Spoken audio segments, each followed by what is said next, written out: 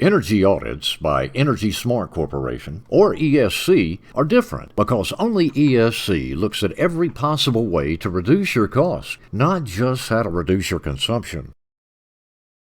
This is a typical bill, with kilowatt-hour consumption equaling only 34% of the total. Even if conservation reduced the kilowatt-hours by half, the total bill would only be reduced by about 17%, right? On this bill, the kilowatt-hour charge is only 21%, so it should be obvious that the bulk of the charges cannot be reduced by conservation alone. This is why only ESC offers 3 other sections in all energy audit reports. These are titled Alternatives, Accuracy, and Methodology. These primarily address the reduction of costs for billing components other than kilowatt-hour consumption.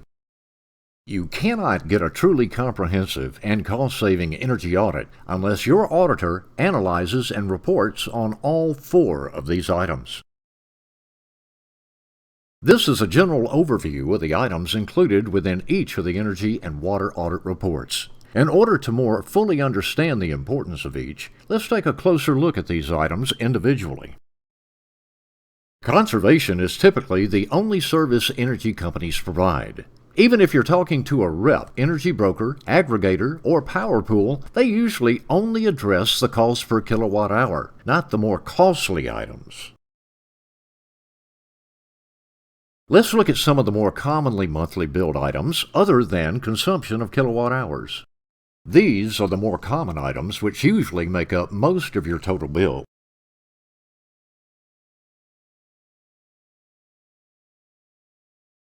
This is a listing of some of the other items that seldom appear on your bill and are typically only included in what is referred to as pass-through charges. Many of these charges are based on kilowatt demand rather than kilowatt-hour consumption. Conservation is important, but is usually limited to these methods for reducing energy bills, which is far from being the only way or even the best way. There are also several esoteric items which most energy companies do not include in their conservation studies and reports. Alternatives is the first cost-saving method exclusive to ESC. Alternatives typically means alternative energy types such as natural gas and those listed here. For example, electric ovens can be rated at 10 kilowatts each. That's like 100 100-watt lamps burning at once. Natural gas can save tons of money compared to using electric heat. Some areas of Texas are still served by rural electric co-ops or municipal electrical systems because only the investor-owned utilities were required to deregulate or unbundle their retail services from generation, transmission, and distribution. These electricity providers are typically much easier to work with, partially because they and their boards are local.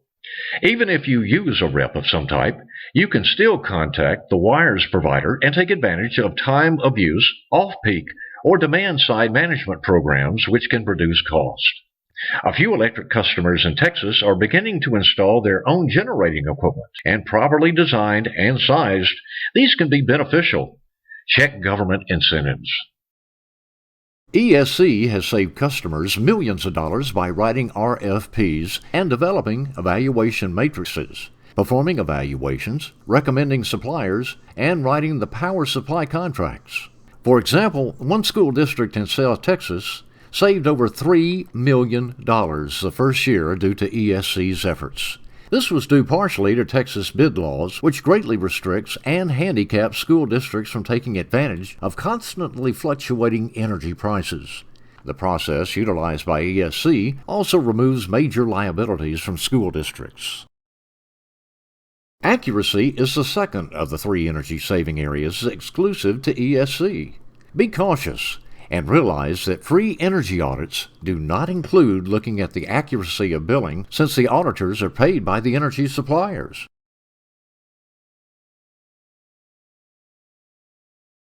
Methodology is the last of the 3 exclusive services provided by ESC, and is also the area that typically provides the largest and most immediate continuous savings. Operating agreements provide significant savings due to waiving of demand ratcheting, eliminating power factor penalties, and blanket easements.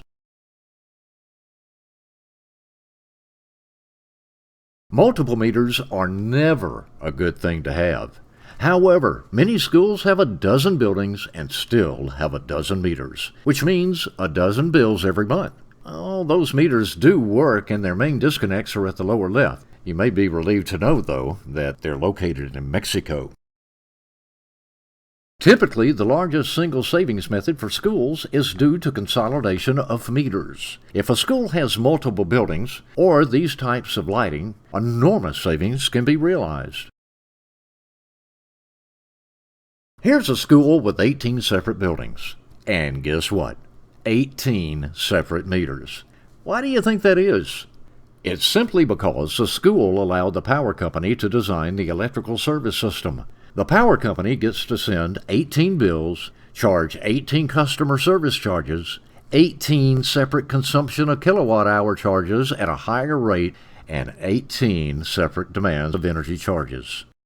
Let's look at a more simple scenario. Let's consider that this school has 1 meter for the school and 1 meter for the football field. We will say that the peak demand for the school is 640 kilowatts and the peak demand for the football field is 200 kilowatts. If we chart the school day demands, it looks like this. The school has a peak demand of 640 kilowatts at 3:30 p.m., just before the students leave.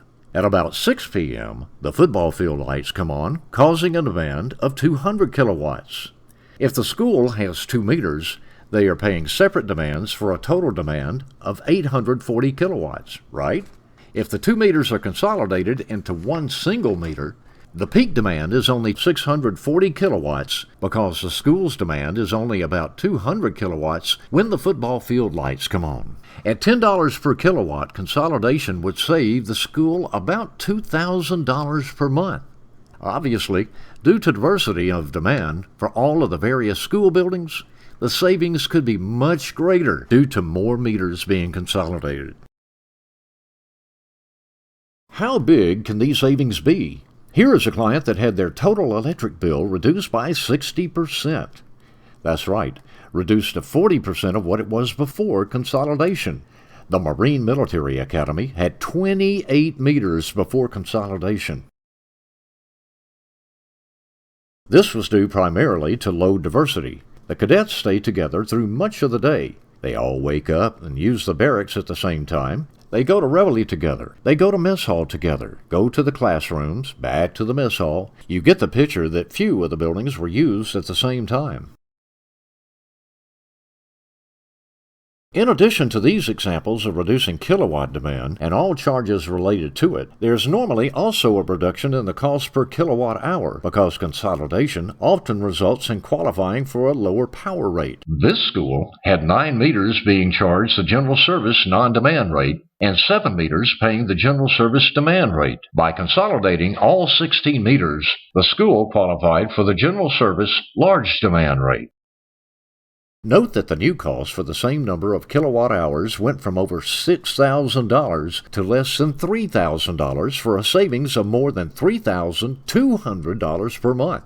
Yes, this is in addition to the savings for kilowatt demand and the elimination of 15 customer service charges, plus the convenience of paying one monthly bill instead of 16.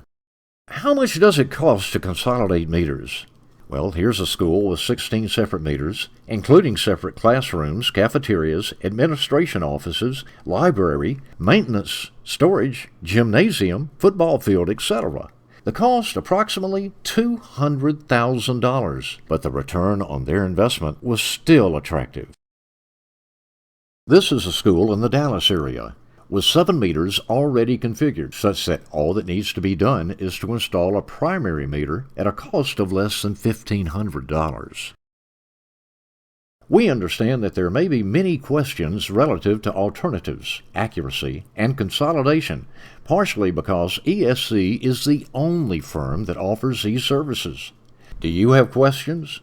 And do you understand the concept of how these items can save you much more money than conservation alone?